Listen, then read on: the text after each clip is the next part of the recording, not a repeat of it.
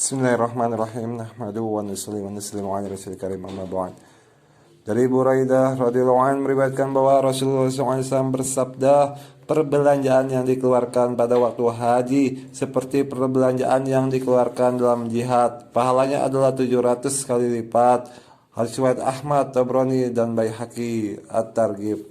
Rasulullah SAW pernah bersabda kepada Aisyah radhiyallahu anha, ganjaran umroh yang kau lakukan ditentukan oleh biaya yang kamu gunakan untuknya. Ya, ini semakin banyak biaya yang dikeluarkan, maka semakin besar ganjarannya. Hadis lain menyatakan, membelanjakan harta pada waktu haji adalah seumpama membelanjakan harta di jalan Allah yang ganjarannya dilipat gandakan sampai 700 kali. Kanzul Ummal. Hadis yang lain menyebutkan, membelanjakan 1 dirham pada waktu haji ganjarannya adalah 40 juta kali lipat. Jadi apabila membelanjakan 1 rupiah maka akan mendapatkan ganjarannya 40 juta rupiah. Setelah mengetahui begitu besar ganjaran membelanjakan uang ketika haji, maka sungguh sangat disayangkan orang yang pergi ke Mekah dalam keadaan kikir dan tidak mau belanja. Seorang syekh tarekat yang alim memberi nasihat secara khusus kepada murid-muridnya supaya mereka tidak berbuat kikir. Berbicara mengenai hal ini, Imam Ghazali rahmatullahi alaihi telah menulis, perbuatan mubazir yang dilarang adalah membelanjakan uang untuk makanan dan minuman yang baik. Tetapi apabila ia berbicara mengenai perbelanjaan yang banyak yang dilakukan oleh orang-orang yang sedang berada di tanah suci atau sedang berhaji ini, maka tidak ada yang bisa dikatakan mubazir. Saya Maulana Zakaria rahmatullahi sendiri pernah mengatakan bahwa apabila seorang pergi membeli sesuatu dengan niat untuk menolong saudagar-saudagar di Mekah, maka walaupun sebenarnya ia memenuhi keperluan kita, namun uang itu tetap dipandang sebagai sumbangan terhadap orang-orang yang sangat memerlukannya di tanah suci itu. Hal ini hendaklah selalu diingat.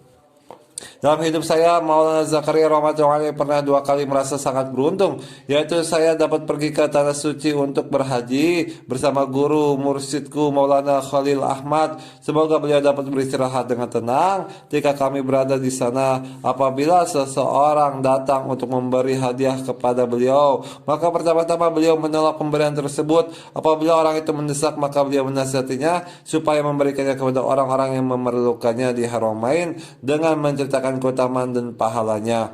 Beliau sendiri menyebutkan alamat orang-orang saleh yang memerlukannya kepada orang itu. Akan tetapi jika orang itu terus mendesak agar beliau menerima hadiah itu, maka Maulana pun menerimanya dan menyuruh saya pergi ke pasar untuk membeli sesuatu yang bisa dijadikan bantuan bagi saudagar-saudagar di tempat itu. Umar radhiyallahu anhu pernah berkata, salah satu tanda kemurahan seseorang yaitu menyediakan bekal untuk perjalanan dari nilai yang terbaik. Dalam menjalankan perkataan Umar ini, para ulama berkata bahwa yang dimaksud adalah perbekalan untuk perjalanan adalah yang terbaik kualitasnya. Ketika melakukan perjalanan itu, seseorang hendaknya tidak merasa keberatan untuk berbelanja dengan bebas. Pada saat yang lain, Umar radhiyallahu anhu pernah berkata, haji yang baik adalah orang yang niatnya paling suci dan ikhlas. Perbekalannya dari yang terbaik, yang paling kuat keyakinannya kepada Allah. Idhaf.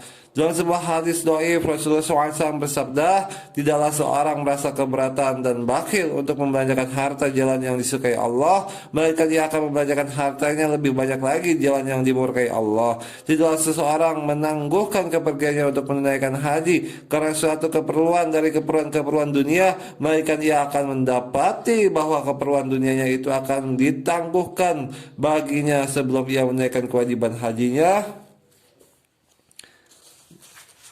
Dan